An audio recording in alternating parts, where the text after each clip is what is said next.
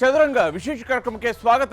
ನಾನು ಹರಿಪ್ರಸಾದ್. ಇವತ್ತಿನ ಚದುರಂಗದಲ್ಲಿ ಎರಡು ಇಂಟ್ರೆಸ್ಟಿಂಗ್ ಆಗಿರುವಂತಹ ಸುದ್ದಿಗಳಿವೆ. ಒಂದ್ ಕಡೆಯಲ್ಲಿ BPL ಕಾರ್ಡ್ ವಿಚಾರದಲ್ಲಿ ಆಗಿರುವಂತಹ ಗೊಂದಲ, ಇದರ ನಡುವೆನೇ ಈಗ ಬಡವರು ಚಿಕಿತ್ಸೆಯನ್ನು ಪಡಿತಾ ಇರುವಂತಹ, ವಿಶೇಷವಾಗಿ ಮಧ್ಯಮ ವರ್ಗ ಮತ್ತು ಬಡವ ವರ್ಗದವರು ಚಿಕಿತ್ಸೆ ಪಡಿತಾ ಇರುವಂತಹ ಸರ್ಕಾರಿ ಆಸ್ಪತ್ರೆಗಳಲ್ಲಿ ಸೇವಾ ಶುಲ್ಕದ ಹೆಚ್ಚಳದ ಹೆಸರಿನಲ್ಲಿ ದರ ಏರಿಕೆಯನ್ನು ಮಾಡೋದಕ್ಕೆ ಸರ್ಕಾರ ಹೊರಟಿದೆ. ಈ ಮೂಲಕ ಬಡವರಿಗೆ ಮತ್ತೊಂದು ಬರೆ ಎಳೆದಿರುವಂಥದ್ದು. ಈ ವಿಚಾರದ ಬಗೆಗಿನ ಡೀಟೇಲ್ಸ್ ಅನ್ನು ನಿಮಗೆ ನೀಡ್ತೀನಿ. ಹಾಗೆಯೇ BPL ಕಾರ್ಡ್ ವಿಚಾರದಲ್ಲಿ ಕಡೆಗೂ ಸರ್ಕಾರ ಯೂಟರ್ನ್ ಹೊಡೆದಿದೆ.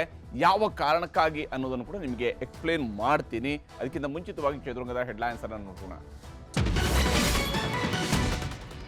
BPL ಶಾಕ್ ಬಳಿಕ ಬಡವರಿಗೆ ಮತ್ತೊಂದು ಬರೆ. ಸರ್ಕಾರಿ ಆಸ್ಪತ್ರೆಗಳಲ್ಲಿ ಇನ್ನು ಮುಂದೆ ಟ್ರೀಟ್ಮೆಂಟ್ ದುಬಾರಿ. ಸೇವಾ ಶುಲ್ಕದಲ್ಲಿ 15% 20% ಹೆಚ್ಚಳ.